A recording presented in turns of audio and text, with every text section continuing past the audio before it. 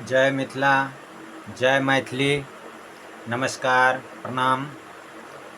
Mithila Shyam ji channel के माध्यम से हम अपने सबके समक्ष मैथिली न्यूज लऽ कऽ अयलहुँ हैं और ये न्यूज के हेडलाइन है नेपाल से 1 करोड़ माछ इंडिया में प्रवेश केलखिन हैं।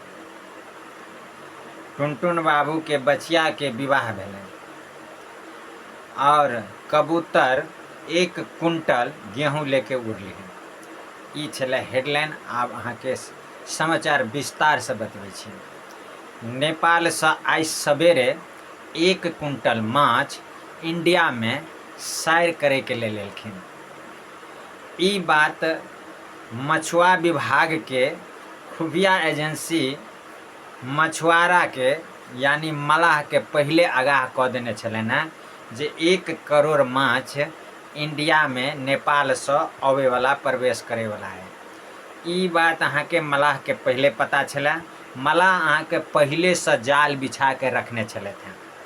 आज सुबह जब माछ कोसी नदी के द्वारा जब इंडिया में प्रवेश केलखिन भेलथि तब जाके अहाँ के मलाह तो जाल बिछा के रखने छलनि। जब ओइ जाल के समीप जब सब माछ एले तब मलाह सोचल कि जे हम एके बेर सबके घेर ली। माछ कहलखिन मलाह से कि हम इंडिया में एलहुँ घूमय ला, सैर करे ला, अखन तो हम बॉर्डरे पर छी, कम से कम हमरा सबके इंडिया अंदर जा दिया, घूमय ला जा दिया, देखबै जे केहन जलकर छै, केहन में नदी छै, की छै, कतेक मानि लिअ फैल छै। ओ अहाँ के मलाह के लाभ मानि लिअ कि लोभ चलि एलै, ओकरा की केलकै अहाँ के माछ के घेर लेलकै, कहलकै हम नहीं जा देब। बस माछ और मलाह में नोक झोंक भेलै। माछ सोचलकै कि आब की कयल जाए, ओहो तक कम से कम जनसंख्या में कम नहीं रहे। सब माछ जे छै फेर आपस नेपाल के तरफ रुख कऽ देलकै। जहन नेपाल के तरफ मुड़ि गेलै सबटा माछ तब मलाह सबके खलबली मचि गेलै। मलाह तुरंत मछुआ विभाग के एगो चिट्ठी लिखलकै, कहलकै कि जतेक माछ नेपाल से इंडिया में आयल छलै कुछ नोक झोंक के कारण वो माछ आपस नेपाल जा रहल है। मछुआ विभाग तुरंत 7 गो टीम गठन कऽ कऽ और नेपाल के बॉर्डर पर भेजने छथि और माछ से मध्यस्थता करे के लिए, ताकि वो माछ कम से कम इंडिया में रहे तो नेपाल नहीं जाए। टुनटुन बाबू कुछ दिन पहले अपने बचिया के विवाह केने छले थे। बेचारा 10 कट्ठा जमीनो बेच लेने छलखिन। जमीन बेच के बचिया के विवाह केलथि। धूमधाम से विवाह भेल, बचिया सासुर गेल। ओहि बचिया के 4 दिन सासुर में 5 दिन नहीं भेले रहला। हुनकर पति देव लऽ कऽ पहुँच गेलथि सासुर। टुनटुन बाबू के ओहि बचिया के सौंप देलखिन। टुनटुन बाबू कहलखिन कि दामाद जी बचिया के किया लऽ कऽ अचानक एलहुँ। कहलकै बाबूजी की कहू, जहिया से अहाँ के बचिया के लऽ कऽ गेलहुँ तहिया से नहीं तो माँ के साउस बुझै छथिन, ने बाबू के मानि लिअ ससुर बुझै छथिन, ने भैंसुर बुझै छथिन, ने दियोर, ने कुछ ने, एतेक तऽ छोड़ू जे कम से कम हमरो पति ने बुझै छथिन जे हम कतऽ से एलहुँ, की खायब, की कतऽ से एलै, की खेता। बस दिन भरि ओहि मोबाइल में tip tip tip tip tip tip आब कथी करैत रहिए मोबाइल में देखैत रहिए। आब बताओ जे हम अखन घर पर छी तऽ ठीक छै, हम चलि जायब तऽ हमरा माय बाप के की है।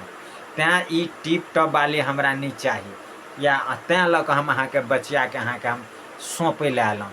ई बात पूरा गांव में फैल गेलै जे टुनटुन बाबू के बचिया के एगो मोबाइल खातिर रिश्ता टूट गेलै। आब एकटा बात बताओ, पहले के जमाना में जे बेटी के विवाह जो करै छलै तऽ माय बाप कहै छलैया कि बेटी सास ससुर के अपन बाप और माय समझिया और माता पिता के इज्जत तू बचबिया, ई कह के बेटी के भेजे छलै। आ अखन के युग में बेटी के हत्ते टा के मोबाइल दऽ दै छै आ कहै छै कि बेटी जो अगर कुछ हेतौ तऽ तुरंत फोन करिहा। आ वएह फोन के परिणाम भऽ गेलै जे ओ बचिया के आपस देलकै। आब पूरे गांव में खलबली मचि गेलै, काने काने पूरे गांव भऽ गेलै जे एगो मोबाइल के खातिर टुनटुन बाबू के बचिया के रिश्ता टूटि गेलै। सारा गांव वाले के मीटिंग भेलै और विचार ओहि पर भऽ रहल छै कि बेटी हो या पुतोह, बड़का मोबाइल नहीं दऽ कऽ एगो छोटका मोबाइल दै के कोशिश कयल जाए। आब एक गाँववला के मीटिंग भऽ रहल छै। आब एहिमे की फाइनल होइ छै ओ अहाँके आगेमे हम जानकारीके अनुसार बताएब। एगो की कहै छै जे मिलवला के छत पर अहाँके 1 क्विंटल गहूँम छलैया सुखाइत। 2 गो झुंड एलै परवाके गेहूँ खाइ लए। एकटा झुंड कनि रहै तगड़ा, एकटा झुंड कनि कमजोर। दुनूके आपसमे झंझट भेलै। जे तगड़ा झुंड रहै ओ केलकै कि अहाँके तऽ गहूँमके पूरा बोरे उठा लेलकै आ कहलकै चल लैए के भागि। ओ उठा के उड़लै कि नहि से अहाँके आँगनमे एगो बूढ़ी रहै बैठल, ओकरा देहे पर गिर पड़लै, बूढ़ी गेलै मरि। आब ओही डरसँ जे छै अहाँके से ओ जतेक कबूतर छलैया परवा सबटा डरे नेपाल भागि गेलै। आब जे छै से गाँववला थाना पर एंट्री देलकै कि एना एना बात, कबूतर एहि बूढ़ीके मारि देलकै। आब ओ थाना जे छै से किछु देर अहाँके जे कबूतरके रवालकै ओ कबूतर पकड़ दे, ओ कबूतर नेपाल धऽ लेलकै। आब इंडिया सरकार नेपाल सरकारके चिट्ठी लिख देलखिन हेँ आ कहलखिन हेँ कि चिट्ठीमे जे मर्डर कऽ कऽ इंडियासँ कबूतर अहाँ नेपालमे चलि गेला। जँ कही ई कबूतर अहाँके भेट जाते इंडियाके सौंपि देबै। चलू आइके समाचार एतहि सम्पन्न करै छी। हम श्याम मंडल, धन्यवाद, प्रणाम, जय मैथिली, जय मिथिला।